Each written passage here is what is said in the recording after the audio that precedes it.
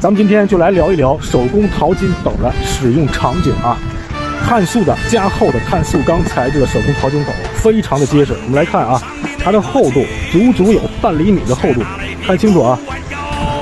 淘金斗它是非常的结实的，首先，其次呢，我们这款专利产品的手工淘金斗，它采用了托板设计啊，这边进行粗选，这边进行细选。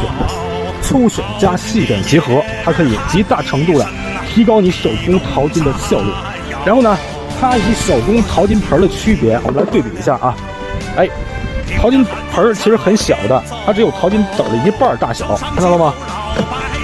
它的这个淘金斗的跟淘金盆区别呢，淘金盆你需要这么着，不停的这么着，用起来是非常费劲的，费力气的。第二呢，它效率是非常低的，这么一小盆儿。我们淘金斗就不一样了，一盆沙子你只需要前后的去摇就可以了，非常省力的。而且呢，区别在于什么呢？淘金盆你需要端着去摇，淘金斗也叫做淘金船，它可以浮在水面上，知道吗？它浮在水面上的，跟船一样，不需要你端着它，所以它很省力的。第三呢，淘金斗它的效率，它是远远大于淘金盆的。从效率上来说，它大于淘金盆，小于淘金流槽。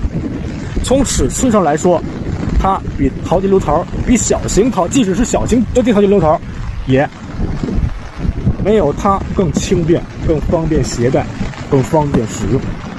如果你不方便携带淘金流槽的情况下，如果你想把这个东西常备在你的汽车后备箱当中，随便到一个地方你就想拿出来试一试，它到底有没有杀金的话，你就完全听山哥的，在山哥的店铺里边下单淘金斗，一定不会让你后悔。